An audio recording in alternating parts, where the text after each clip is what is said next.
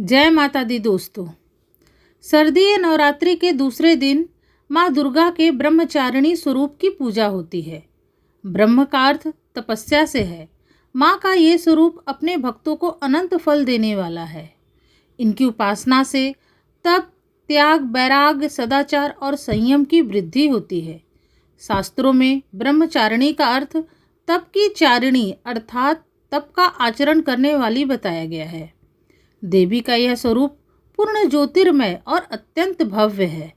सफ़ेद वस्त्र धारण किए माता ब्रह्मचारिणी के दाएं हाथ में जपकी माला है और बाएं हाथ में माता ने जल कमंडल धारण किए हुए है। तो दोस्तों चलिए जानते हैं माता ब्रह्मचारिणी की कहानी। माता सती द्वारा अपने शरीर को यज्ञ की अग्नि में भस्म करने के बाद माता का जन्म शैलराज हिमालय के घर पुत्री के रूप में हुआ। इस जन्म में माता पार्वती नाम से विख्यात हुई। ब्रह्मा जी के मानस पुत्र नारद जी के उपदेश से भगवान शंकर को अपने पति के रूप में प्राप्त करने के लिए माता ने घोर तपस्या की। अत्यंत कठिन तपस्या के कारण इन्हें तपस्चारिणी अर्थात ब्रह्मचारिणी के नाम से जाना गया। 1000 वर्षों तक माता ने केवल फल फूल खाकर बिताए और 100 वर्षों तक केवल जमीन पर रहकर साग पर निर्वाह किया। कुछ दिनों तक कठिन उपवास रखे और खुले आकाश के नीचे वर्षा और धूप के घोर कष्ट सहे। 3000 वर्षों तक टूटे हुए बिल्व पत्र खाए और भगवान शंकर की आराधना करती रही। इसके बाद तो उन्होंने सूखे बिल्व पत्र खाना भी छोड़ दिया। कई हजार वर्षों तक निर्जल और निराहार रहकर तपस्या करती रहीं। बिल्व पत्रों को खाना छोड़ देने के कारण ही इनका नाम अपर्णा पड़ गया। कठिन तपस्या के कारण देवी का शरीर एकदम क्षीण हो गया। देवता, ऋषि, सिद्धगण, मुनि सभी ने ब्रह्मचारिणी की तपस्या को अभूतपूर्व पुण्य बताया, सराहना की और कहा कि हे देवी, आज तक किसी ने इस तरह की घोर तपस्या नहीं की थी। यह बस आपसे ही संभव था। आपकी मनोकामना परिपूर्ण होगी और भगवान चंद्रमौली शिव जी आपको पति रूप में प्राप्त होंगे। अब आप तपस्या छोड़कर अपने घर वापस लौट जाएं। जल्द ही आपके पिताजी आपको बुलाने आ रहे हैं।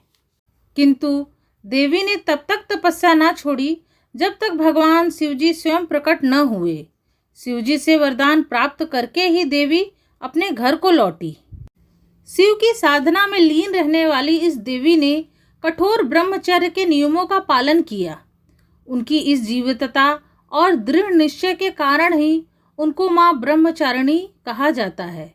अतः जो कोई भी माँ ब्रह्मचारिणी की पूजा करता है उसे अपने उद्देश्य में सफलता प्राप्त होती है, क्योंकि माँ ब्रह्मचारिणी ने अपने तप और साधना से शिवजी को प्रसन्न करके अपने उद्देश्य में सफलता पाई थी।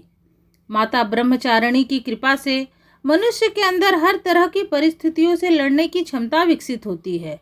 उस मनुष्य के अंदर संयम, त्याग, जप आदि जैसे गुण भी आने लगते हैं। माता ब्रह्मचारिणी की कथा का सारांश यह है कि जीवन के कठिन से कठिन संघर्षों में भी मन से विचलित नहीं होना चाहिए। माता ब्रह्मचारिणी की कृपा और साधना से सर्व सिद्धि की प्राप्ति होती है। तो दोस्तों ये थी नवरात्रि के दूसरे दिन की देवी माँ ब्रह्मचारिणी की कहानी। माता ब्रह्मचारिणी की कृपा आप सभी पर सदैव बनी रहे, इसी मंगल कामना के साथ जय माता दी। अगर आप लोगों को माँ ब्रह्मचारिणी की कहानी पसंद आई हो तो हमारे चैनल को सब्सक्राइब जरूर करें। धन्यवाद।